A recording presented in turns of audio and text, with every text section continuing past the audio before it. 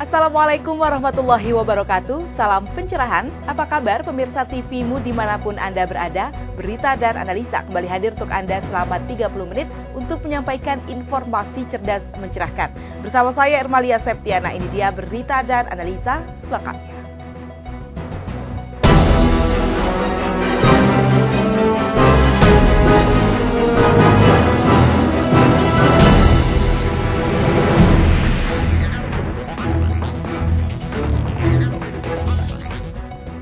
Pemirsa, Induk Koperasi Jasa Keuangan Syariah Baitul Tamwil Muhammadiyah atau BTM menggelar rapat kerja tahunan di Hotel Garcia yang diikuti pengurus BTM se-Indonesia. Kesadaran warga Muhammadiyah untuk bebas dari riba telah mendorong lahirnya berbagai lembaga keuangan mikro syariah seperti Baitul Tamwil Muhammadiyah. Untuk itu, keberadaan Induk Koperasi Jasa Keuangan Syariah BTM sebagai koperasi sekunder tingkat nasional diharapkan mampu mengembangkan jaringan lembaga keuangan mikro. Untuk meningkatkan kinerja ke depan, dilakukan rapat tahunan sekaligus laporan pengurus tahun 2014 serta rencana kerja tahun 2015. Pada pembukaan rapat, dihadiri Bendahara Pimpinan Pusat Muhammadiyah Anwar Abbas, Wakil Ketua Majelis Ekonomi Pimpinan Pusat Muhammadiyah Abdullah Yazid, Direktur Baitul Tamwil Pekalongan, dan sekaligus Manajer Pusat BTM Jawa Tengah, Ahmad Suud beserta jajarannya se-Indonesia. Ahmad Suud menjelaskan, rapat tahunan induk tahunan kelima ini memprioritaskan rencana anggaran tahun 2015 dan memberikan pelayanan kepada anggota. Rapat anggota tahunan induk BTM ini kan koperasi sekunder ya. Sekunder itu batas akhirnya kan pada bulan Juni. Kalau primer batas akhirnya kan bulan Mei. Bulan Maret. Sehingga meskipun saya melaksanakan bulan Mei masih dalam batas-batas toleransi. Lah, rapat anggota tahunan kelima induk BTM ini memiliki dua agenda utama. Yang pertama itu kan mengesahkan laporan kegiatan usaha kita selama tahun 2014. Yang kedua adalah membuat rencana anggaran untuk tahun 2015. BTM sendiri telah mendapatkan pengakuan dari akuntan publik. Karena dipercaya dan dikelola dengan baik, ini menjadi semangat untuk menumbuhkan BTM jauh lebih baik lagi ke depan. Apalagi melakukan kerjasama dengan bank-bank syariah lainnya yang dapat membuat BTM bisa menjadi alternatif warga Muhammadiyah dan umat Islam untuk meningkatkan ekonomi mereka. Arina Nurrohmah, Bambang Triwibowo memberitakan dari Semarang, Jawa Tengah. Pemirsa, Majelis Tarjih dan Tajdid Pimpinan Pusat Muhammadiyah melaksanakan Musyawarah Nasional ke-29. Forum musyawarah tertinggi ini akan diadakan di Gedung Lembaga Penjamin Mutu Pendidikan di Kalasan, Sleman, Yogyakarta. Majelis Tarjih dan Tajdid Pimpinan Pusat Muhammadiyah akan melaksanakan Musyawarah Nasional ke-29. Pada Musyawarah Nasional kali ini ada yang berbeda, yaitu akan membahas masalah fikih sholat dan fikih kebencanaan. Forum musyawarah tertinggi yang diselenggarakan pada tanggal 19 hingga 22 Mei 2015 ini dilaksanakan dengan bekerja sama Universitas Ahmad Dahlan. Kegiatan dibuka Ketua Umum Pimpinan Pusat Muhammadiyah Din Samsudin dan dilanjutkan dengan seminar Pramuktamar Muhammadiyah ke-47. Forum musyawarah tertinggi ini berlangsung di Hotel Indah Garuda Yogyakarta pada hari Rabu tanggal 20 Mei 2015 yang akan datang. Dalam aturannya itu satu periode muktamar paling kurang harus mengadakan munas tarjih 2 kali, sekurang-kurangnya. Kalau diperlukan bisa setiap tahun. Nah, untuk periode muktamar 1 abad di Jogja yang lalu sampai sekarang itu baru diadakan 1 kali pada tahun 2014. Yang muktamar tarjih yang ke-28 bulan Februari di Palembang tahun lalu. Nah, ini diadakan yang kedua, jadi namanya Munas Tarjih ke-29. Peserta yang hadir pada musyawarah nasional kali ini terdiri dari para pimpinan pusat Muhammadiyah, utusan pimpinan wilayah Muhammadiyah, serta pimpinan tarjih dengan jumlah peserta sebanyak 226 orang. Sedangkan seminar Pramuktamar akan menghadirkan beberapa pembicara, diantaranya adalah Henry Saparini, Cendekiawan Umar Anggoro Jeni, serta Rektor Universitas Muhammadiyah Surakarta, Bambang Setiaji. Zi Mulyani, Asrul Sabtono memberitakan dari Yogyakarta. International Center for Islam and Pluralism atau ICIP bersama Kedutaan Besar Australia mengadakan soccer klinik bagi perempuan. Soccer klinik dipimpin oleh pesepak bola perempuan dari Australia, Asma Hela. Soccer klinik ini dipimpin oleh pemain sepak bola perempuan profesional dari Australia yang juga kapten kesebelasan Liga Primer Perempuan di Universitas New South Wales, Asma Helal. Program soccer klinik bertujuan untuk memperkenalkan permainan sepak bola kepada perempuan muda untuk ikut serta dalam olahraga. Hal ini juga memberikan peluang besar bagi keterlibatan masyarakat dan sosial dan kesempatan belajar bahasa Inggris bagi siswa perempuan. Karena sejauh ini sepak bola hanya milik laki-laki. Nah, kita ingin membuka paradigma masyarakat dan semuanya bahwa perempuan juga bisa berprestasi dimanapun, begitu. Itu sih intinya. Dan selain itu juga kita ingin mendatangkan Asma juga buat anak-anak biar bisa belajar bahasa Inggris dari native speaker gitu kan, bisa langsung praktis gitu. Asmah akan mengunjungi beberapa universitas dan pesantren terkemuka di Jakarta, Pamulang, Tangerang, Bogor, Cirebon, dan Makassar untuk bermain sepak bola bersama para siswa dan berbagi pengalaman sebagai pemain sepak bola muslim perempuan. Dan soccer klinik ini perdana diperkenalkan di SMP Muhammadiyah 22 Pamulang, Tangerang Selatan. Rizky Nurul Ilmi, Muhammad Surya Saputra memberitakan dari Jakarta. Sebagai bentuk pelestarian budaya Indonesia khususnya tari, pemerintah kota serta Kepala Dinas Kebudayaan dan Pariwisata Kota Surakarta menyelenggarakan Mangkunegaran Performing Art di Istana Mangkunegaran. Acara yang dilaksanakan 2 hari berturut-turut ini diawali dengan tarian kuda-kuda yang dilakukan anak-anak kelas 3 dan kelas 4 SD. Acara yang tiap tahun diselenggarakan pemerintah kota Surakarta ini mendapat apresiasi yang besar bagi masyarakat Solo. Penampilan wayang orang juga ditampilkan dalam acara ini. Selain penampilan tari dan wayang orang, penonton juga disuguhi dengan makanan khas Mangkunegaraan, di mana suguhan tersebut dijual dengan harga yang sesuai dengan harganya. Wali Kota Surakarta FX Hadi Rudiatmo dan Kepala Dinas Kebudayaan dan Pariwisata Kota Surakarta Eni Tiasni Susana turut hadir untuk membuka dan menyaksikan acara Mangkunegaran Performing Art tersebut. Eni Tiasni Susana, Kepala Dinas Kebudayaan dan Pariwisata Kota Surakarta mengatakan tujuan acara ini untuk mempromosikan potensi seni budaya Solo, yaitu tari dan pedalangan. Selain itu, Eni berharap potensi seni budaya tari yang dimiliki kota Solo dapat lebih dikenal masyarakat serta menarik wisatawan Nusantara maupun luar negeri untuk menyaksikan budaya Indonesia ini khususnya di Solo. Ilham Nunik memberitakan dari Solo, Jawa Tengah. Ya pemirsa, tetaplah bersama kami, berita dan analisa segera kembali.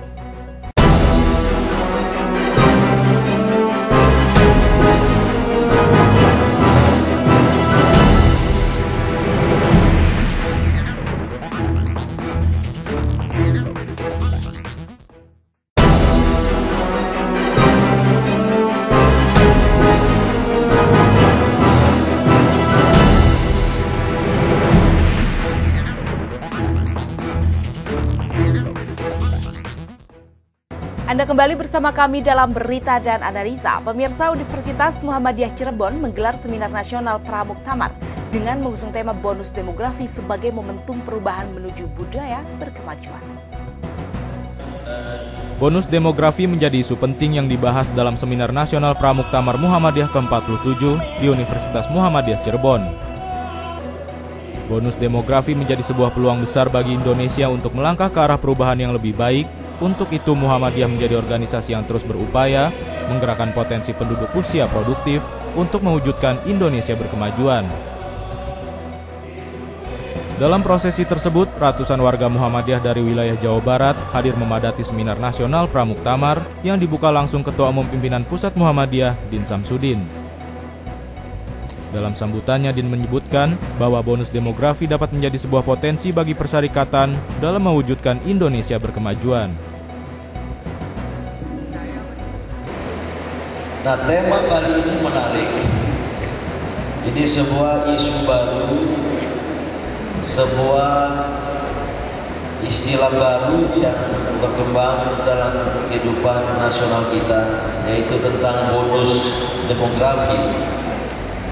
Maka bonus demografi sebagai potensi menuju Indonesia berkemajuan.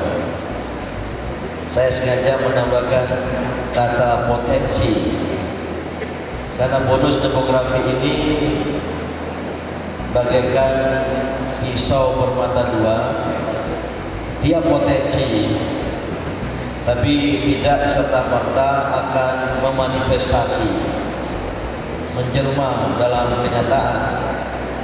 Karena itu sangat tergantung kita semua, apakah mampu mengalihkan potensi menjadi sebuah aktualita positif, aktualita konstruktif, atau sebaliknya potensi berhenti sebagai potensi, atau bahkan beralih kepada hal yang justru menjadi kontraproduktif. Sementara itu, Rektor Universitas Muhammadiyah Cirebon juga menuturkan bahwa gagasan untuk mengangkat tema bonus demografi menjadi jawaban dalam mencari solusi untuk menyongsong gerakan Muhammadiyah di abad keduanya. Kalau kita bicara tentang bonus demografi sebetulnya ya, dari banyak aspek itu Allah tuh sudah ngasih bonus ya sama Indonesia ini ya. Dari lautannya kita punya Selat Malaka gitu kan ya. Dari budayanya sangat pluralis ya, Bhinneka Tunggal Ika itu bonus ya. Kemudian ditambah sekarang penduduknya, usia potensialnya itu sangat banyak.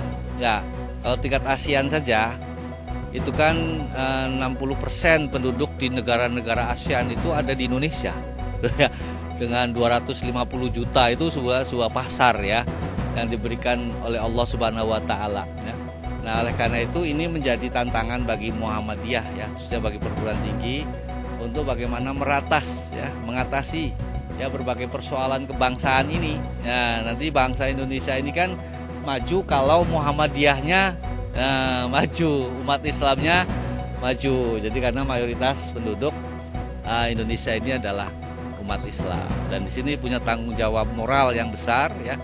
Muhammadiyah ini untuk memikirkan, dan disinilah esensi sebetulnya dari seminar ini ya. Ada sesuatu persoalan di hadapan mata kita.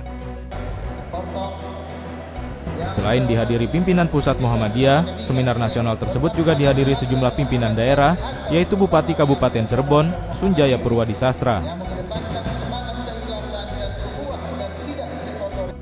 Prosesi seminar nasional Pramuktamar yang berlangsung di Convention Hall Kampus 3 Universitas Cirebon ini menjadi seminar yang strategis dalam menjawab tantangan bangsa, tentunya akan menjadi rekomendasi dalam penyelenggaraan Muktamar Muhammadiyah ke-47 di Makassar pada Agustus mendatang. Tim TVMU memberitakan dari Cirebon, Jawa Barat.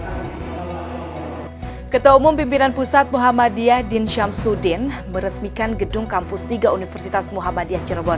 Hal ini dilakukan seraya kunjungannya dalam seminar Pramuktamar di Cirebon. Universitas Muhammadiyah Cirebon terus memperlihatkan perkembangan yang sangat signifikan, mulai dari jumlah mahasiswanya hingga pembangunan infrastruktur yang kian meluas. Hal itu terlihat dari telah berdirinya sebuah komplek kampus baru, yaitu Kampus 3 Universitas Muhammadiyah Cirebon, yang dilengkapi dengan gedung perkuliahan, masjid, rusunawa, serta convention hall yang akan menjadi penunjang pengembangan sivitas akademika Universitas Muhammadiyah Cirebon ke depannya. Melalui prosesi seminar nasional Pramuktamar yang dibuka Ketua Umum Pimpinan Pusat Muhammadiyah Din Syamsuddin pada Jumat 15 Mei kemarin, Din juga menyempatkan diri untuk meresmikan secara langsung gedung Kampus 3 yang berdiri di atas tanah puluhan hektar tersebut. Melalui kegiatan tersebut, Din mengapresiasi perkembangan yang telah dicapai Universitas Muhammadiyah Cirebon yang sangat signifikan. Seminar Pramuktamar di Kampus Universitas Muhammadiyah Cirebon yang kali ini saya mengalami surprise dengan rona kebanggaan. Ternyata UMC mengalami kemajuan sangat signifikan, terutama secara fisik dengan adanya convention center yang dibangun, rusunawa dan gedung-gedung lain tadi. Pada waktu saya datang dulu belum ada. Gitu. Ini menunjukkan bahwa universitas ini berkembang dengan baik. Apresiasi senada juga disampaikan Bupati Cirebon Sunjaya Purwadi Sastra yang siap mendukung Universitas Muhammadiyah Cirebon khususnya dalam pengembangan pendidikan di wilayah tersebut. Tetapi saya selaku Bupati Kabupaten Cirebon memberikan support terhadap pembangunan Universitas Muhammadiyah Cirebon ini, di mana pemerintah baik kabupaten maupun provinsi memberikan bantuan, yaitu khususnya provinsi telah membantu untuk gedung yang di belakang ini, dan insya Allah Kabupaten Cirebon juga memberikan support kepada pengembangan Universitas Muhammadiyah yang ada di Kabupaten Cirebon. Karena ini juga merupakan tolak ukur Kabupaten Cirebon untuk universitas yang ada di kabupaten. Saya selaku Bupati tentunya sangat bangga dan berterima kasih kepada PP Muhammadiyah yang selalu memberikan dukungan dan support sepenuhnya kepada perkembangan dunia pendidikan khususnya di Kabupaten Cirebon ini. Mudah-mudahan dengan adanya berdiri Universitas Muhammadiyah yang berkembang pesat, insya Allah bisa menampung para anak didik khususnya pada lulusan SLTA yang bisa ditampung di Universitas Muhammadiyah ini. Tim TVMU memberitakan dari Cirebon, Jawa Barat. Aisyah di usianya mencapai 101 tahun telah meraih berbagai keberhasilan. Namun, Aisyah masih terus memiliki tanggung jawab sosial yang semakin berat dan menantang. Berbagai keberhasilan Aisyah di usianya yang ke-101 tahun sudah mendapatkan apresiasi dan pujian dari banyak pihak. Dengan berbagai amal usaha yang dimiliki, maka Aisyah kini menjadi organisasi perempuan terbesar di dunia. Namun di tengah berbagai keberhasilan itu, sesungguhnya Aisyah masih memiliki tanggung jawab sosial yang sangat berat. Berbagai penyakit masyarakat yang semakin merisaukan saat ini telah menjadi ancaman yang serius bagi bangsa dan negara. Ketua Pimpinan Wilayah Aisyah Sumatera Utara Elinita dan Ketua Pimpinan Daerah Muhammadiyah Kota Medan Adrika menegaskan hal itu pada Milad ke-101 Aisyah di Kota Medan pada Minggu 17 Mei 2015 lalu. Anak-anak muda kita yang ada, apakah di Kota Medan, kota-kota besar yang ada di Indonesia, mereka juga mengangkat senjata, tetapi hanya untuk tawuran sesama sekolah mereka. Bagaimana prihatinnya kita? Ibu-ibu di Palestina kehilangan anak usia 5 tahun, balita yang baru lahir. Anak kena bombardir. Bagaimana kita di Indonesia? Banyak ibu-ibu yang melemparkan bayi-bayinya ke dalam selokan. Banyak ibu-ibu yang menyampakkan anaknya ke dalam parit, ke dalam tong sampah. Ini menjadi tugas kita, Ibu-ibu Aisyah. Ini menjadi tugas kita di masa yang akan datang. Bahkan kalau menurut Pak Profesor Yunari Ilyas, loncatan Aisyah itu sangat luar biasa. Dari TK dan PAUD, bahkan mendirikan perguruan tinggi. Suatu prestasi yang tidak ada tandingnya di dunia. Ibu-ibu, kalau Muhammadiyah mempunyai 176 perguruan tinggi di kita ini, di negara kita ini, di Indonesia, perguruan tinggi Aisyah sekarang sudah berjumlah 11 perguruan tinggi. 11 perguruan tinggi informasi yang kita dapatkan sekarang. Coba ibu-ibu bayangkan, sedangkan organisasi tertentu untuk mendirikan satu perguruan tinggi saja susah. Tapi Aisyah 11 perguruan tinggi, ibu-ibu. Agaknya tidak ada organisasi perempuan yang bisa menandingi Aisyah. Artinya ada negara-negara tertentu kuota perempuan yang dijual itu segitu, negara tertentu sebanyak segitu. Itu adalah merupakan tantangan kita sekarang. Bagaimana perdagangan perempuan yang tidak tanggung-tanggung? Bagaimana perempuan sekarang dilecehkan di tengah-tengah kehidupan masyarakat, prostitusi dan lain sebagainya. Dan ini bukan pekerjaan kecil, tapi adalah merupakan tugas dan tanggung jawab kita bersama, terutama ibu-ibu Indonesia. Saiful Hadi, TVMU, memberitakan dari Medan, Sumatera Utara. Wali Kota Medan Tengku Zulmi Eldin memuji peran Aisyah dalam pembangunan. Pujian ini disampaikan pada Milad Aisyah ke-101 tahun. Milad Aisyah ke-101 tahun berlangsung di lapangan parkir Masjid Taqwa Muhammadiyah Cabang Teladan, Jalan Sisingamangaraja Medan pada Minggu pagi 17 Mei 2015. Milad dihadiri ratusan warga Aisyah dari seluruh cabang sekota Medan. Serta tampak hadir juga Wali Kota Medan, Tengku Zulmi Eldin, Ketua Pimpinan Wilayah Aisyah Sumut Elinita, dan Ketua Pimpinan Daerah Muhammadiyah Medan Adrika. Ketua Pimpinan Daerah Aisyah Kota Medan Indarsi Darmawani dalam sambutannya membacakan sejarah lahirnya Aisyah sebagai organisasi gerakan Islam yang memiliki misi tajdid atau perubahan. Sementara itu, Wali Kota Medan Tengku Zulmi Eldin mengatakan, di tengah tantangan yang dihadapi pemerintah Kota Medan selama ini, Aisyah telah hadir dan berperan serta saya sangat memujikan peran Aisyah itu. Dalam perjalanan sejarah, perjuangannya selama 1 abad, bahwa Aisyah adalah kerang Islam, mengemban misi dakwah dan tajdid untuk terwujudnya masyarakat Islam yang sebenar-benarnya.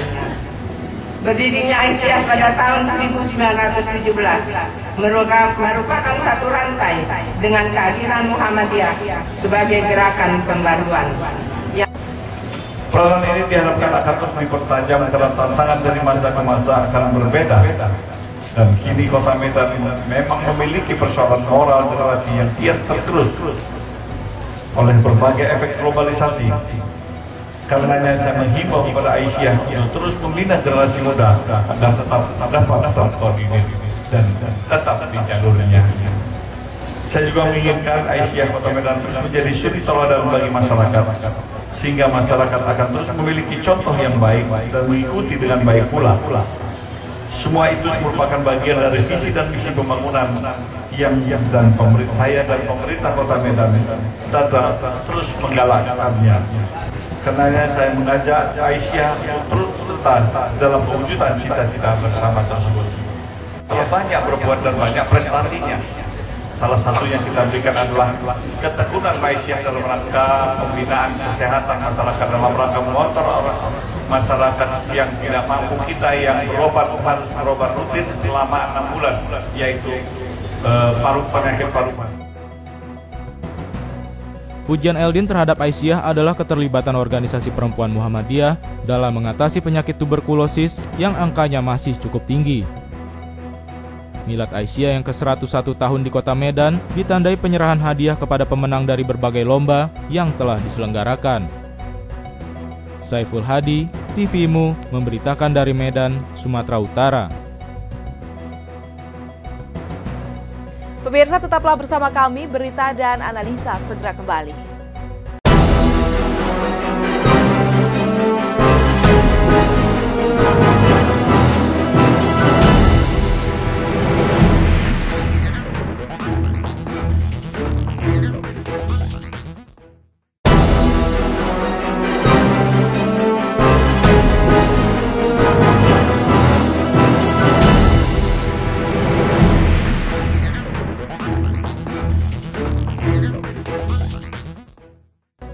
Parade Tauhid yang diselenggarakan Dewan Syariah Kota Surakarta bersama Majelis Ulama Indonesia pada Sabtu lalu ternyata menjadi kesempatan bagi beberapa organisasi Islam untuk melakukan orasi.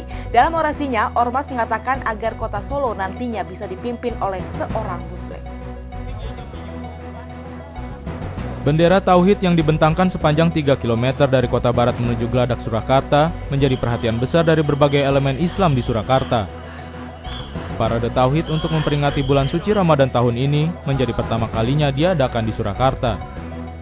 Muhammadiyah menjadi salah satu organisasi Islam yang ikut dalam Parade Tauhid tersebut. Dalam orasinya, perwakilan dari pimpinan daerah Muhammadiyah Kabupaten Sukoharjo, Guntur, mengatakan bila persatuan umat Islam yang ada di Solo dapat realisasi, Kota Solo dapat dipimpin oleh seorang Muslim. Mau kita memberantas narkoba, selesai. Mau memberantas kemaksiatan, selesai. Dengan adanya persatuan ulama Umarok TNI Polri, kita tunggu action dari Solo. Kita buktikan nanti Solo ini bisa dipimpin oleh seorang muslim. Allahu Akbar. Selain Guntur, Rektor Universitas Muhammadiyah Surakarta Bambang Setiaji mengatakan bahwa adanya parade ini menjadi keinginan rakyat Muslim Solo untuk dipimpin oleh seorang Muslim. Kelihatannya ada kerinduan supaya pemimpin Solo Muslim. Ya. Kelihatannya itu yang menjadi aspirasi masyarakat. Dari terselenggaranya acara ini, warga Muslim Solo berharap kembali kota ini dapat dipimpin oleh seorang Muslim dengan dukungan dan persatuan berbagai elemen Islam yang hadir pada acara tersebut. Ilham Yusuf memberitakan dari Solo, Jawa Tengah. Kontroversi lantunan ayat suci Al-Quran saat di Istana Negara dalam peringatan Isra Mi'raj menjadi perdebatan bagi masyarakat secara luas. Namun seperti apa pandangan dari Ketua Pimpinan Muhammadiyah terkait pembacaan ayat suci Al-Quran yang menggunakan langgam Jawa? Berikut wawancara yang dilakukan tim TV Mu Yogyakarta dengan Yunahar Ilyas berikut ini. Membaca Al-Quran itu tidak sama dengan membaca hadis, apalagi dengan membaca bahasa Arab, apalagi dengan nyanyi, salawatan. Untuk membaca Al-Quran itu ada aturan sendiri. Satu, makhrajnya, pelafatan hurufnya harus benar, ya. Kalau ha ya ha, a ya a, nggak boleh jadi ha, nggak boleh jadi o. Kemudian hurufnya juga begitu yang lain, ya sa, ya sin, ya shin, makhraj. Nah yang kedua harus ada tajwidnya, ya. Mana yang izhar, mana yang iqlab, mana yang ikhfa, mana yang idgham, idgham bi gunnah, idgham bila gunnah, mana yang dipanjangkan 1 alif dan seterusnya, 3 alif, 6 alif, berapa harakat, ya. Jadi memang ada ketentuannya. Nah terus kemudian masalah lagu, ya sebenarnya fleksibel saja. Tetapi jangan lupa Al-Quran itu bahasa Arab, bilisanin Arabiyyin mubin. Sehingga pelafalan lagu-lagu, ya, yang tidak cocok untuk bahasa Arab ya nggak bisa dipaksakan. Jadi misalkan apalagi kalau sampai dibaca dengan langgam yang karena harus patuh kepada iramanya, langgamnya, lalu tajwidnya dilanggar atau makhrajnya jadi berbeda.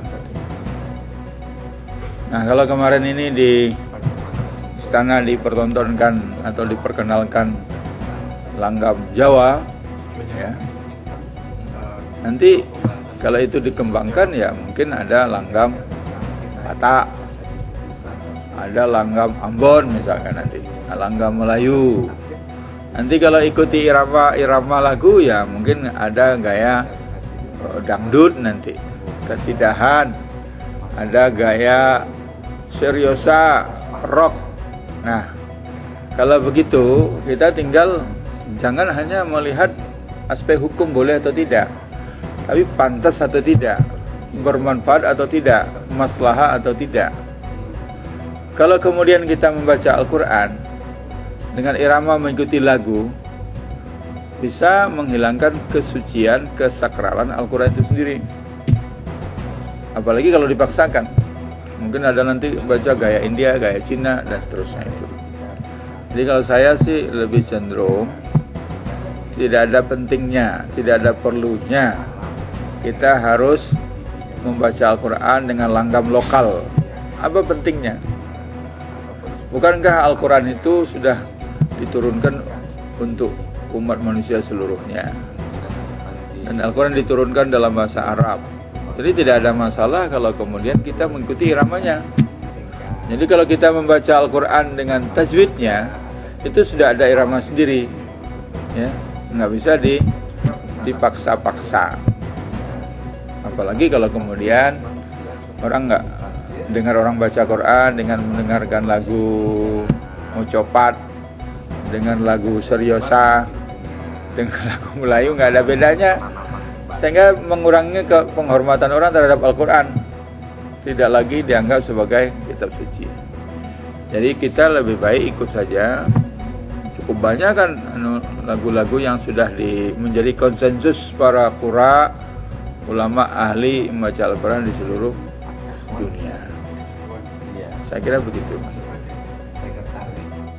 Ya pemirsa, berita tadi sekaligus menutup jumpa kita kali ini. Saksikan terus berita dan analisa hanya di TVMU. Saya Irmalia Septiana dan kru TVMU yang bertugas pamit undur diri dari hadapan Anda. Selamat menyaksikan program TVMU selanjutnya. Sampai jumpa dan Assalamualaikum warahmatullahi wabarakatuh.